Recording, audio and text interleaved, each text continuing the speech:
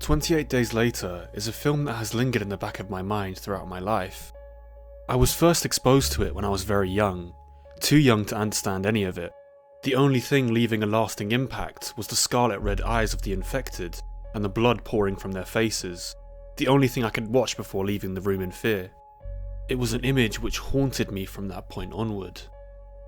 However, as I grew older, and after repeated viewings, I saw that this was a film set in my home country, showing me familiar places, sights and landmarks I walk past often. And I think this is what truly started my fascination with this film. I forever imagined what it would be like during the first days of infection, if it were to happen in real life. What I would do in my own house to prepare, how others would react, where I would go, how would I keep myself safe. What I would ultimately do when the infected came stampeding down my street and through my windows. Overall, in the backdrop of familiar iconography, suburban London streets, closely packed houses, rural fields and farmland, 28 Days Later explores the rage virus as a uniquely British apocalypse.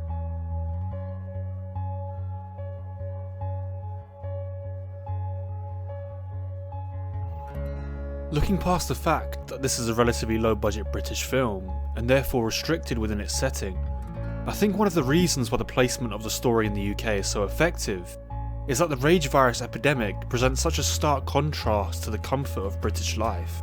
But keep in mind, this is not a universal comfort, but a specifically British comfort, whereby no matter what happens in the world around us, we would all be fine as long as our own individual worlds are unaffected. An idea which is explored perfectly in Edgar Wright's film Shaun of the Dead, in the famous continuous shot where Shaun visits his local corner shop, unaware of the apocalypse around him. He simply goes about his daily routine.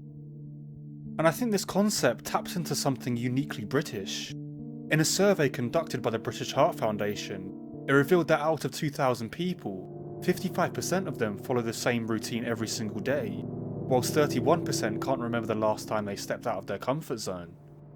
And I think this idea is why 28 Days Later has deserved its longevity. In its very opening shot, it contrasts this established comfort. We are shown clips of violence, rioting and civil unrest on an array of screens. But not only does it contrast this comfort, I think this opening shot is extremely important too, as it embodies this very British idea, the idea that we are usually disconnected from the chaos around the world. We are still fearful of what we see, yet we also have the expectation that it could never happen in the UK. Especially in the time around this film's release, in the years following 9/11 in 2001 and pre-7/7 bombings in 2005, Britain was in a state of bracing for disaster. It was just a matter of which form it would take, and when it would happen. This is something explored in Ryan Hollinger's excellent video essay on 28 Days Later, where he references the 2001 foot and mouth disease outbreak, where the UK's trade and tourism were effectively quarantined due to the spread of an infection amongst farm animals. An infection which led to the slaughter of almost 4 million livestock, and the tourism industry losing an estimated £250 million. This cultural anxiety can easily be seen within 28 Days Later, especially within the immediate aftershock of the outbreak, where mass confusion and panic sweep the nation in a matter of days, most not knowing the severity of the problem until it's too late. As Selina says to Jim after his rescue, the news initially made people believe the rage virus outbreak to be rioting, until it spread to small market towns and villages. Then it wasn't on the TV anymore, it was coming through people's windows, into their homes. The army blockades were overrun.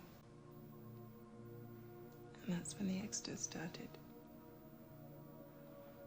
The day before the TV and radio stopped broadcasting, there were reports of infection in Paris and New York. We didn't hear anything more after that. I think this line of dialogue is so important for this idea of a uniquely British apocalypse, as it taps into this perceived invulnerability of ordinary British life. What was once seen as untouchable, the fundamental bottom line for every person within the United Kingdom, is now reduced to nothing. One can no longer simply shut the door to the problems of the outside world, when the outside world comes crashing in. The UK is a small nation.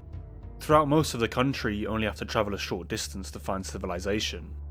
I think this is what makes Jim's walk through the deserted streets of London so eerie. Unlike an American apocalypse film like I Am Legend, the deserted streets of New York, to me, cannot compare to the emptiness of London. Hollywood's apocalypse film oversaturation has made audiences accustomed to seeing American cities at the forefront of disaster, which is why the setting of London is, to me, elevated to be much more impactful. It is unusual. But what makes London and the rest of the UK such an intriguing setting isn't just its unusual nature. It's also a complete visual and ideological contrast to the image of Britain. It's a disturbing combination of the brutal rage of the infected and the delicate ecosystem of British society.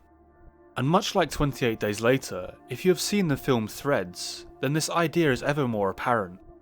Released in 1984 during the Cold War, the film, set in Sheffield, shows us the build-up and immediate aftermath of an atomic blast on British soil. It is a deeply disturbing watch, but again, it is this apocalyptically destructive force casting a shadow over the British psyche.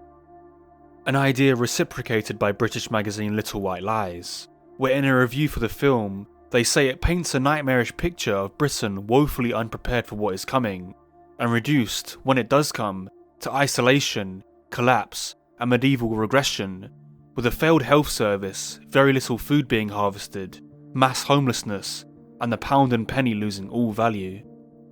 And I think this is also true to 28 Days Later. It seems to expose this underlying fear that Britain will be abandoned by the rest of the world. And as an island nation, it seems very easy to do, to simply quarantine and let it burn.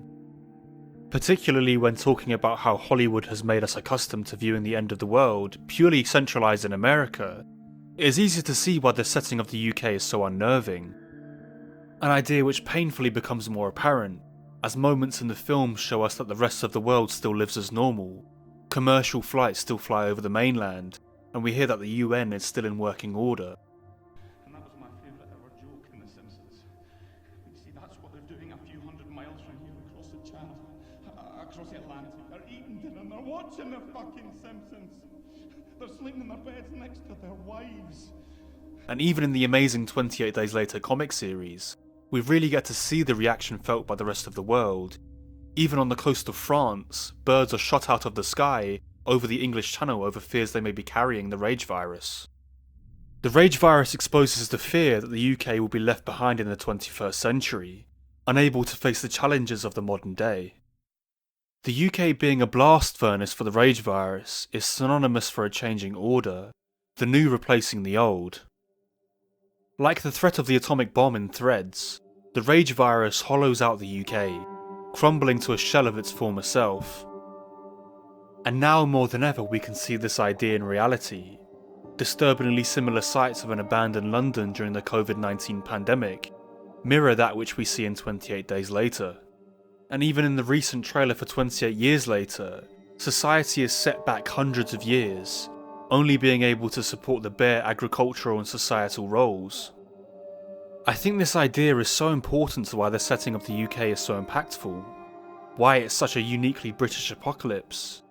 I would argue that the rage virus, its creation, essentially does not belong in the UK.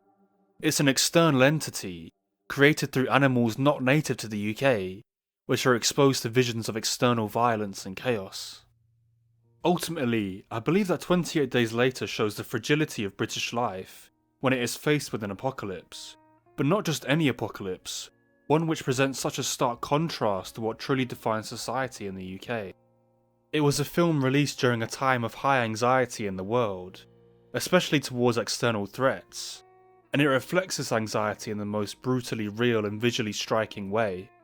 British society prides itself on our own quiet worlds, untouchable to those around us, but the rage virus, the feral wave of infected faces, pouring with scarlet red blood, fueled by an unquenchable anger, smashes those boundaries and shows us what our society would truly be like when the intricate web of systems comes crashing down around us.